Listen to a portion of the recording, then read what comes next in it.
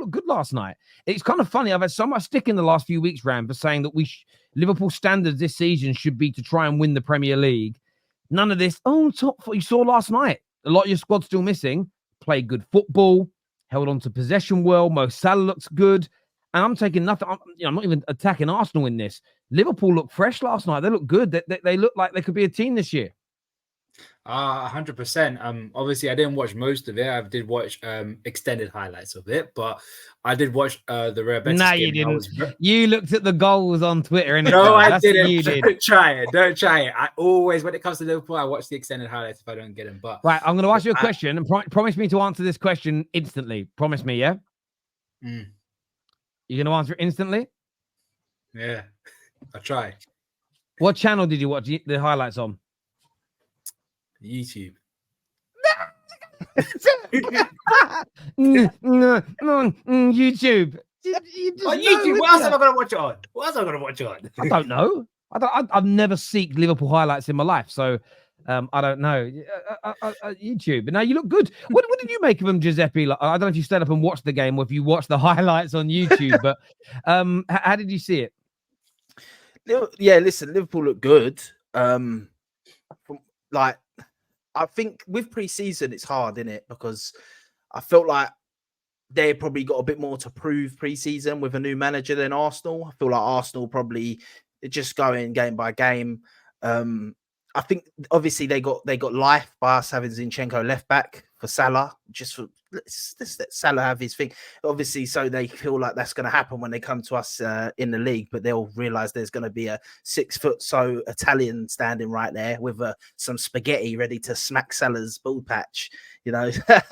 But listen, no, Liverpool look good. I think they're going to be all right under Slot. The thing is with Liverpool, which is the big reason, is that I think that this season they might struggle right now is because they ain't signing players and injuries, 1 or 2 injuries, and they're kaput. Certain players, 1, 2 injuries, and they're kaput. But that Carvalho looked good. I know he's a great player. He's going to be like a new signing for you guys. He looked good. So yeah, I think Liverpool won't be easy next year. I think if anyone thinks Liverpool will fall off completely, I'm not sure. They can, though. They can. Listen, Man United, I said it before. I said it to Ram earlier in the chat. I said last season, Manchester United beat Arsenal 2-1 pre-season. They end up finishing 8th in the league and not having a great season. So listen, it could be the same for Liverpool this season. But if I'm Liverpool, why? Don't compare us to United. Please don't. As in, like, we've if you're going to establish one thing when it comes to Liverpool last season compared to Man United this season, is that Liverpool's team compared to United's is significantly better, I think, in my opinion. And also, when you look at the quality of players, the fact that the players that were underperforming in the latter stages of last season starting to really perform this season. I'm looking at the likes of Curtis Jones to an extent. Definitely Dominic Szoboszlai looks a completely different player. I'm gonna be looking at Elliott because last night, what I saw from him, he looked incredible. And a lot of Liverpool fans were saying under Slot, this guy is gonna turn up, and he did turn up last night, and he was really, really, really good. But the quality of players that we've got already, and some of the players that's come through, Jarrell Quansah looked great last night as well.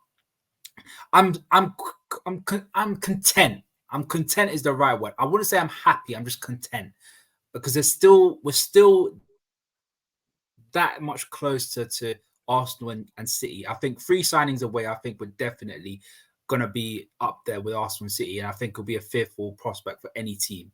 3 signings. It's just that amount. And Ram, being that close to you guys and being that close, it does hurt the fact that we haven't done anything already because we are literally 3 signings away, in my opinion.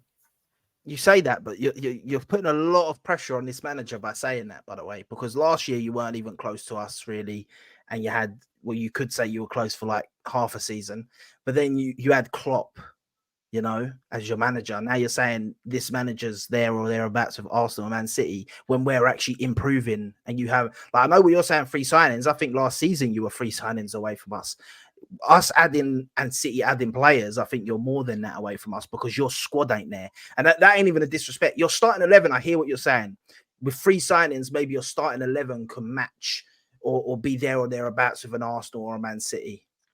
But I think that if you're talking about squad as a whole, you're well more than 3 signings away from Arsenal. I think that's Giuseppe. I think you might be over exaggerating that, because I think, look, the way I see it is any team within that sort of top 4, let's say top 6 bracket, if they get 3 good signings, obviously depending on the quality, but 3 quality players into your first 11, I think anyone will be within reach of Arsenal and Man City, the likes of even, well, I'm not say Chelsea or Man United, but Liverpool most definitely. I think Spurs, if we had 3 top players, we could push the boundary. But it's all about identifying the right players for the right positions. And to be honest, Ram, I don't think Liverpool, at this moment in time, from who I've seen you look at, you're not looking to sign 3 top quality players to close that gap. You guys are looking at a few young players, a few experienced players, and just sort of people that can, fit well within Schlott's system. But I don't think obviously these are going off of just targets that we've seen. I don't actually know the business that the club's conducting, but from the targets you guys have, it's not really matching if you do sign a three of these players to go push that barrier to City and Liverpool. So Giuseppe will be right in that, but I don't think that that far off. That's where I completely agree, and this is where I say that that's the difference between me being content and me being happy. Like, I'm content with the fact that we've got a talented squad. From the looks of things, Arne Slot has given these guys a new fresh of life, a new breeze of life as well. I don't even know what the saying is. Terry can help me out there. A breath of fresh air. Breath of fresh air. There we are. They all seem like he's giving them a breath of fresh life. No, that's what. No. New lease of life. New lease of life. New lease of life. Okay. There we go.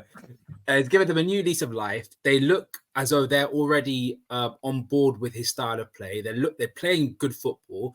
I will say from the looks of things, is a lot better than what we saw from last season compared to Jurgen Klopp's. But it still remains to be seen if it's going to be consistent. But it's all looking promising right now. But like I say, if we were 3 signings away, it would have been a different story. But I like how George said, I think the signing, we're not going to get 3 signings in my opinion.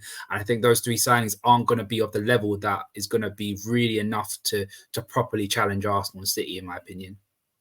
Yeah, listen, 3 signings to compete for the league now, I just don't think that's enough for you guys. I'll be honest, and that ain't even me being a hater. I know people are saying like I'm trying to rattle you in that. I'm actually not. But because I've been there with Man City, you need the squad. You need the squad. You're in all competitions next year. You're back in the Champions League. You weren't even in the Champions League last year.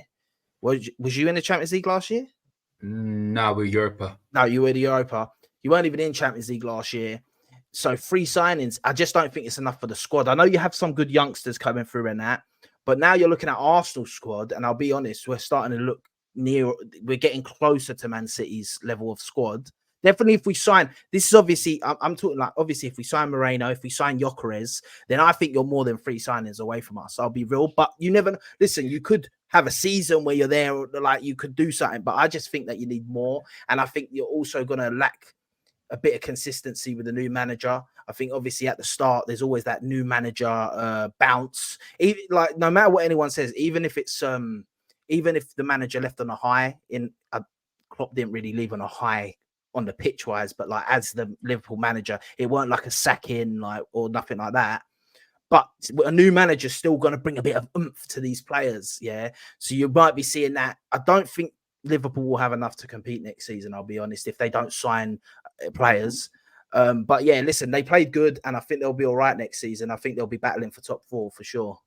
I know, definitely for the league, given the circumstances with our squad right now. But I think I've said this on the group chat multiple times. I think this squad is built to win cups, domestic trophies like the FA Cup, League Cup, and I think a Champions League run. I think this squad is good enough, and I think it's built enough to win like knockout tournaments. We are essentially a cup team at this moment.